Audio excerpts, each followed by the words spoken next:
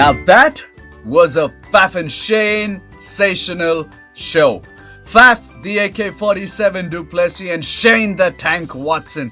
Wow, what a comeback by the men in yellow. The Lions are back and the roar is loud. Also, the Mumbai Indians show us why they are the team to beat this Dream 11 IPL 2020 with a thumping victory. Namaste and welcome to AB's Cricket Diary. And also on the show tonight are my friends, colleagues, my teammates, Kritika and Anthony. Finally, all at the same time.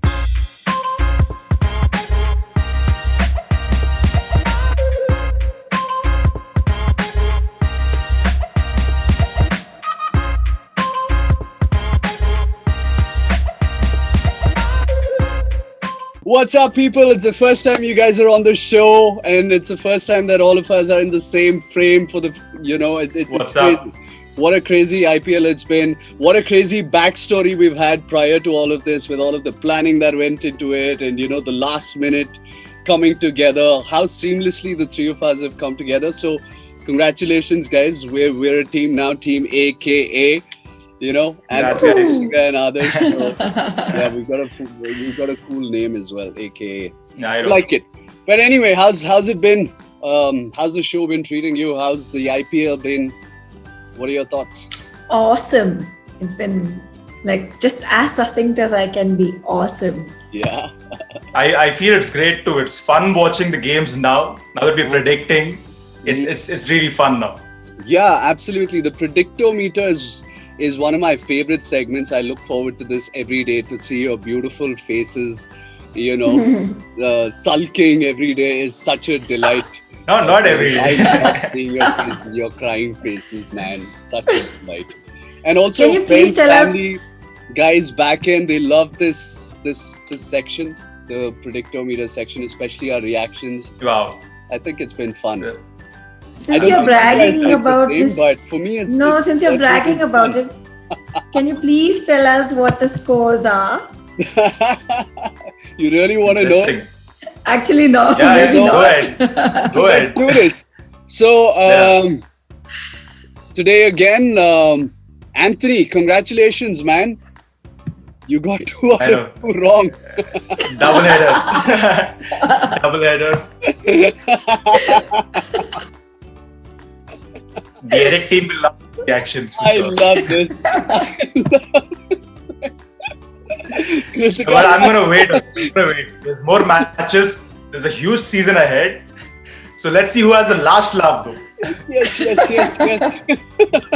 Yes. Okay, coming back to the points table.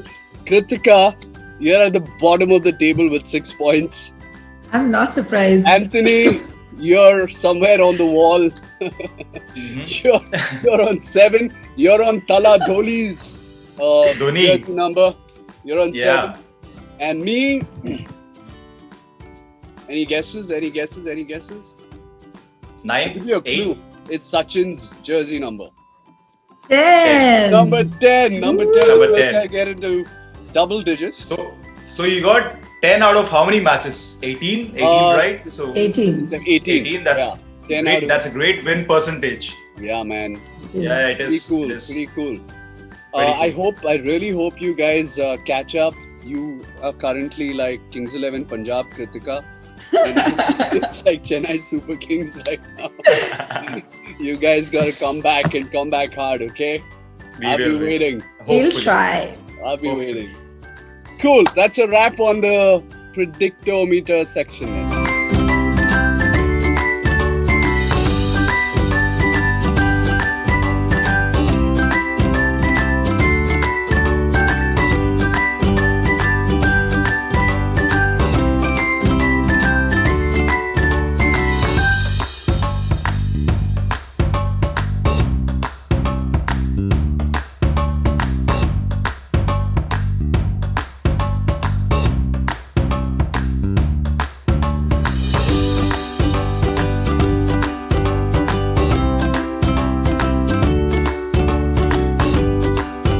Well then, Kritika, Anthony, time to do the honors.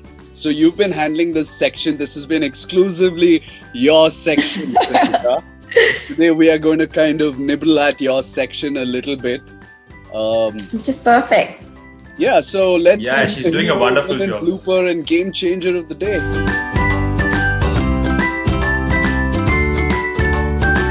For the Mumbai game, for me, it was Quinton de Kock. Mm-hmm. Coming out of a slump in form, he's finally got going, even though Rohit Sharma departed early, which was crucial for Mumbai in Sharjah. And for the second game, I think for me, it would be Shane Watson. Similar story. But I love your Aussies, don't you? I do. And I'll tell you a funny story. Like Watson, we used to be so frustrated with Watson when he used to play for Australia, because of his inconsistent scores and things like that. So we used to have something called a Water Lotto. So every game that Watson plays, Lotto. Lotto. Yeah. So we post on Twitter saying how much is Watson scoring today, and everyone would come up with 20s and mid 30s, and that's it. And I know we picked on Watson a lot then, but yeah, today he's my hero. What about you guys? Fantastic. The Mumbai and Hyderabad. Yeah. See, for me in the Mumbai and Hyderabad game, I felt de Kock was amazing, like Kritika said.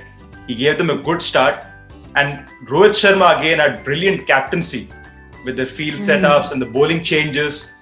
The funny part is he used Rahul Chahar just bowled 1 over. So he knew Warner would pick on the spinner. So he got his quicks to bowl the overs. And it was in his arc as well, right? Rahul Chahar was in his arc for left hand. In his arc, yes. Very, very so smart for me, captain. Very smart. I think he's been one of the shrewdest captains on display, Rohit Sharma. What about your second game? Who was your hero? Second game, like I said, I have two heroes. It's Faf and Watson. They've scored equally, and I felt we've been brilliant with the partnership, the calling, the way they planned the whole game was brilliant for me. Fair enough. So insofar as I'm concerned, I think it was de Kock and the entire middle order, because I thought there were valuable contributions from the triple Ps, the Pandya brothers and Pollard, who all contributed, especially Krunal Pandya, the way he came out there in that late assault. Yes. Those 5 balls, 20 runs was outstanding. A strike rate of 500, which is mind-blowing, even if it's just 20 runs. I thought collectively, de Kock and the middle order of Mumbai were my heroes, the first game.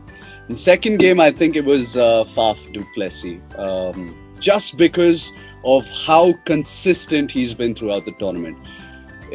He's been amazingly consistent, and to deliver when the chips are down takes something special. I have a word of appreciation for Shane Watson. I've reserved it for later, so Kritika, please don't be disappointed. Well, let's get to who do you want to do? Villains?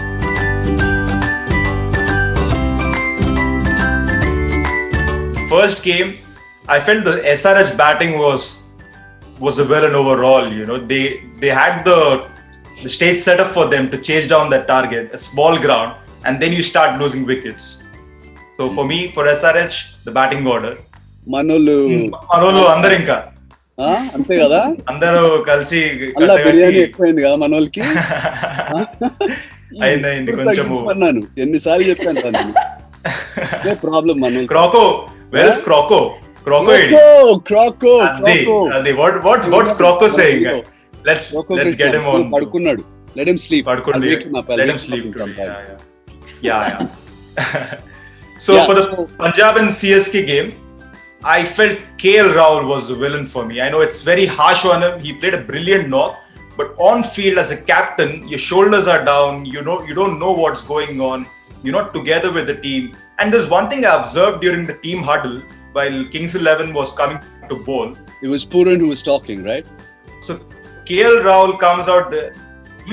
So KL Rahul comes out there and he's talking to the team, and then Puran takes over. And then Puran is talking, and then KL Rahul suddenly looks like, okay, so I had a plan, and then there's something else coming in. So that for me, I mean, like a group discussion, it's okay. But there I felt Puran was taking the alpha place more. So I sensed a kind of an off thing there. Interesting. Kritika? No, for me, I think I've always actually said this, that SRH's middle order is really fragile, and there's just too much reliance on the top two to perform. And every time there's a big chase, you either need Warner or Bairstow to perform, otherwise it's going downhill. There are very rare occasions that they really come out of that, and that has been frustrating as a supporter or a follower even. Right. And for me, I'm with Anthony on this, that the middle order for me specifically is a problem when it comes to Sunrisers.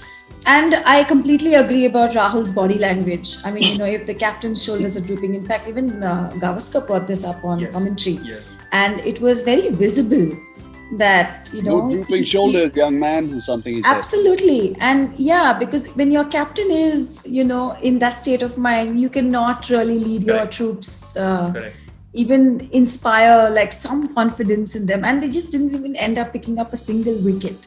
Really. And it just seemed like none of their bowling plans were executed right. It was just, they were just all over the place, and it's kind of sad because they seemed like one of those teams that were going to make the top four. They still can, I'm not saying they can't, but this kind of performance is just a very confidence sapping.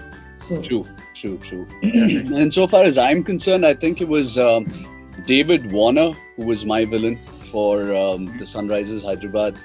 He played a lone hand. He scored about 60 odd. It was his duty to take the team through, and because he failed to do that, he's my villain. And insofar as the Punjab game is concerned, I thought it was the Punjab bowling unit overall. They've had some brilliant games up front. They've been fantastic with the new ball, especially Shami and Cottrell. But their death bowling has been found wanting. They've been all over the place. So I think the Punjab bowling unit really needs to start putting their hands up and taking responsibility, especially because the batting has been doing so well. So Punjab bowling, villains for me. And blooper. Do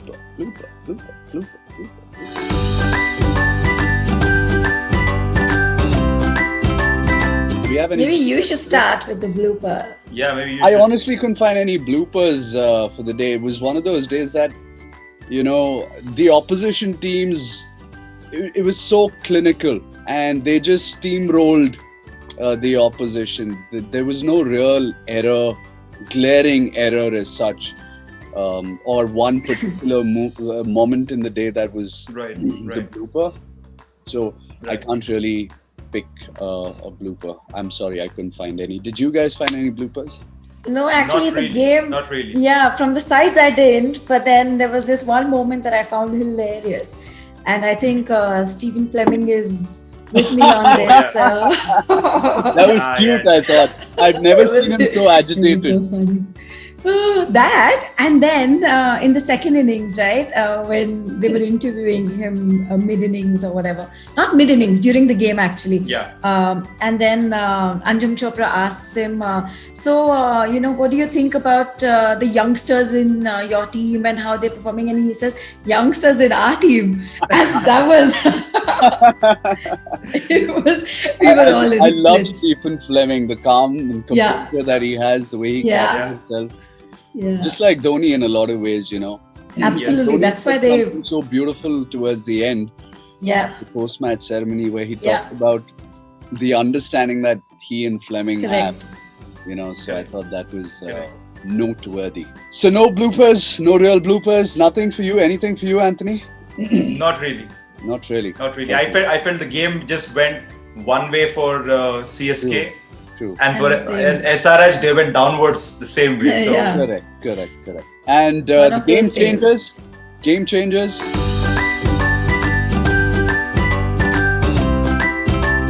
So I thought it was the terrific trio of Bolt, Pattinson, and Bumrah that really did it for the Mumbai Indians. I thought they were fantastic. They were incisive. They were aggressive. They were also very smart. And I think that's why this Mumbai team is such a formidable force. That middle order depth that they have, their top order, so strong. Their bowling is so good. Their fielding is fantastic. And I think they have to be one of the most balanced teams in this year's IPL. And for the second game, I thought it was Shane Watson that really was the game changer, because for him personally, it was a game-changing moment, because he's been going through a slump in recent times, and to find form out of nowhere, it really takes something to dig deep and bring that out, and often experience, that's the advantage that experience has. You just find that somewhere inside and you just put it on display, and he did a fantastic job today. Game changers? Super. Kritika? For me, for the Mumbai game, I agree with you completely. Actually, for me, it was actually going to be Pattinson and picking up Warner at that stage. Because Right. Warner was the only one who could have taken Sunrisers over the line. Had to And be it was, Australian, no? Again? Well, I can't help it, can I? But for me, that was the game-changing moment, because the minute Warner fell, and then you knew that it was game over. Yeah. But as long as Warner was in the middle, even though he had a very scratchy innings, and it just never seemed like he could even get the timing right. I mean, they were like, I don't even remember like handpick one shot that he got like the timing, perfect. So for me, that changed really the game, and it went into Mumbai's favor. And for the second game, I think for me it was Shardul Thakur's over where he got Puran and Rahul in successive balls, if I'm not wrong. And it was at that stage where they were set batsmen, and it probably made the difference in the end, Right. with the number of runs that they finished with versus what they could have had both of them been there. Correct. Right. So for me, I felt with the Mumbai SRH game, you guys have covered the game-changing topics. So I'm with you guys on that. Same. Yay! For the CSK and Punjab game though, I felt there was a Dhoni influence in the whole team today. It was out there that there was something happening. How like how when KL Rahul was talking, I mentioned Puran took over and the team moved in pieces. When Dhoni was talking, I could see Piyush Shah literally staring into his eyes like, okay, give me all that gyan, I want to do it today. And also on the field, you can see Dhoni talking to his bowlers. He's actually strategizing and maintaining the whole team together. So for me, the game changer today would be MSD. I think that's just the aura that MSD has. Definitely. For all you know, he was probably not even talking about the game and talking about something else. But it's just the aura definitely could be that. man has. Definitely, yeah. Everything he does is It's amazing.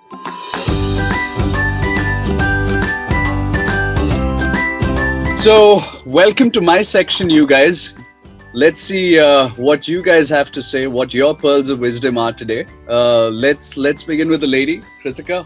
What are your pearls of wisdom? What gyan are you giving us, Guruji? My gyan for today is to back your players. This is in terms of course, cricket, but then even in life, you back your people, you back your family. Just because somebody is, maybe off track or something, you just don't go give up on them. You back them and they'll definitely come good someday. Okay. Heavy stuff, Mama. Yeah, totally.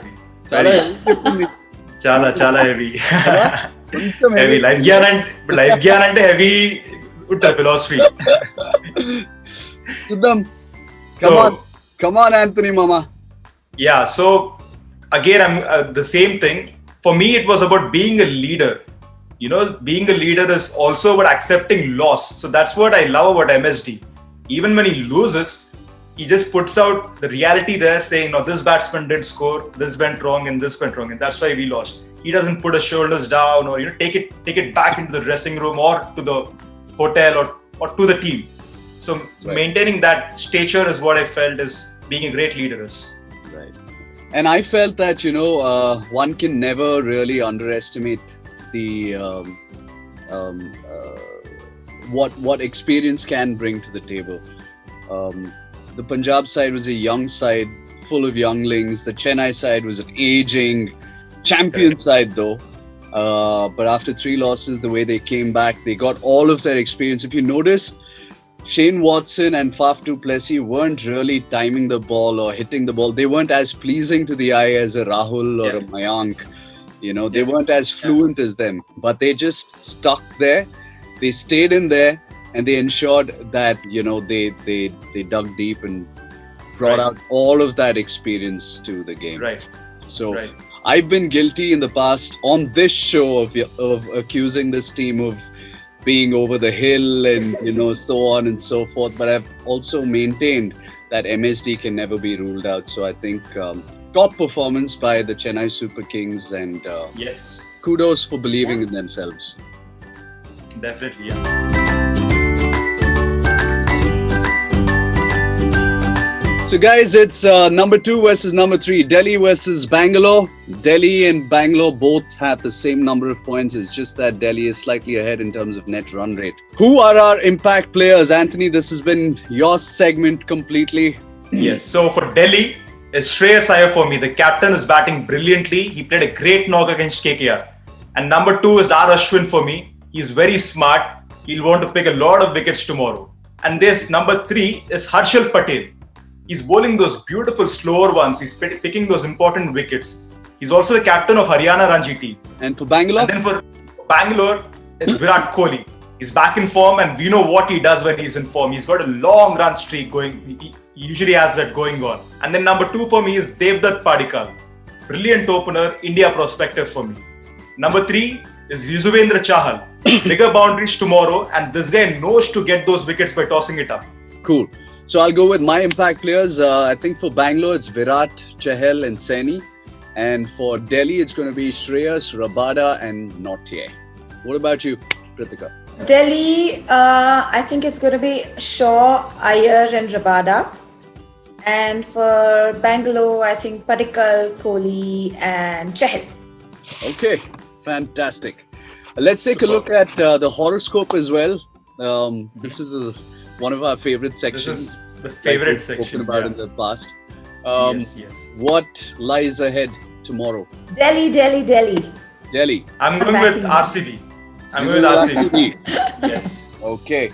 I think I'm going with the Capitals as well. I'm going with Delhi. Game on. Game on. Game on, guys. Both of you now. Game on now.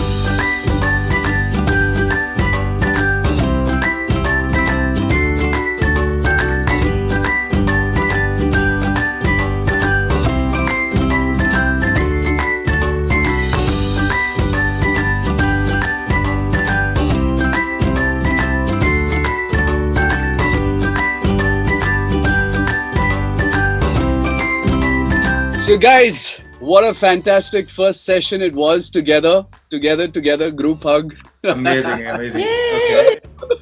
I think this is awesome. We should do this more often. I think Yes. all of us have had so much fun, and it's good to Yes. get this banter going as well, right? Yes. I hope the audience is loving it though. Yeah, I'm sure. I'm sure. They have so much to look forward to as well. Anyway, thank you guys. Thank you so much for being with me. Thank you. Thank you. It's been nothing short of an absolute pleasure being with you guys. Same. So Same. much. IPL has been more fun. Yeah. Cheers. Yeah. May the best team Cheers, win. guys. Cheers. See ya. Bye-bye. Bye. See you. Bye. Bye.